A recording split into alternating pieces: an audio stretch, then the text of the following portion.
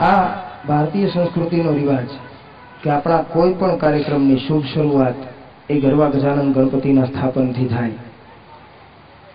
એટલે કોઈ એવો પ્રશ્ન કરે કે ભાઈ ગણપતિની વંદના સૌથી પહેલી શું કામ? આમ તો 33 કરોડ દેવતા છે. મર્યાદા પુરુષોત્તમ રાઘવેન્દ્ર સરકાર, રઘુકુળ ભૂષણ મણિ ભગવાન રામ, એની વંદના પહેલી નહીં. પૂર્ણ પુરુષોત્તમ યદુવેન્દ્ર સરકાર કૃષ્ણ પરમાત્મા, એની વંદના પહેલી નહીં. અતુલિત બળનો માલિક અને શિવનો 11મો રુદ્ર, અતુલિત બળ ધામમ હેમ શૈલાભ દેહમ ધનુજવન કૃષાનમ જ્ઞાનિનામ અગ્રગણ્યમ સકલ ગુણ નિધાનમ વાનરાણામ અધીશમ રઘુપતિ પ્રિય ભક્તમ વાત જાતમ નમામી. આવો અતુલિત બળનો માલિક હનુમાનજી મહારાજ, એની વંદના સૌથી પહેલી નહીં.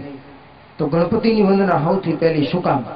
આવો કોઈ કદાચ પ્રશ્ન કરે, એનો બહુ સીધો ને સાદો જવાબ છે કે ગણપતિનું નાક બહુ મોટું છે.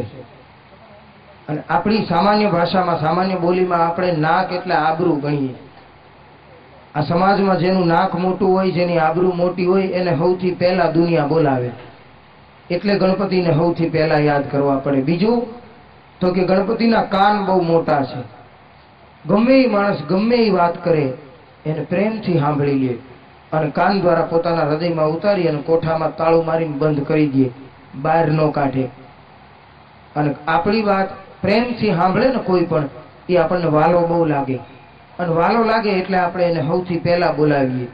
એટલે ગણપતિની વંદના સૌથી પહેલા. ત્રીજું કે ગણપતિનું પેટ બહુ મોટું છે. સાગર પેટો દેવ છે. ગમે એવી વાત હોય એના કોઠામાં હંગરાઈ ગઈ, પછી કહેતો તો કહેતી હતી, એનામાં આવે નહીં. અને જે કોઈની ચાળી ચુગલી ન કરતો હોય એ બધાને ગમે બહુ, અને જે ગમતો હોય એને સૌથી પહેલા બેહાડે. એટલા માટે ગણપતિની વંદના સૌથી પહેલી થાય. અને ચોથી વાત, ગણપતિની આંખો બહુ ઝીણી છે. ઉપર બેઠો બેઠો ઝીણી આંખે જોવે છે કે દીકરો મારો મેં નીચે મોકલ્યો કેવા કામ કરે છે. જે આપણી ઉપર સતત ધ્યાન રાખતો હોય ને એનું આપણને બીક બહુ લાગે. અને ભય બિન પ્રીત ન હોય ગુસાઈ, ભય વિના પ્રેમ ન થાય. એનો આપણને ભય છે એટલે એની ઉપર આપણને વધારે પ્રેમ રહીએ, એટલે આપણે એને સૌથી પહેલા બેહાડીએ. એટલા માટે થઈ અને ગણપતિની વંદના સૌથી પહેલી થાય. બીજી વાત, આ દુનિયામાં મા માટે થઈ અને સૌથી પહેલું મસ્તક આપનારો જો કોઈ હોય તો એ ગણપતિ છે. એટલા માટે થઈ અને ગણપતિની વંદના સૌથી પહેલી થાય. એવી ગણપતિની સુંદર વંદના, સુંદર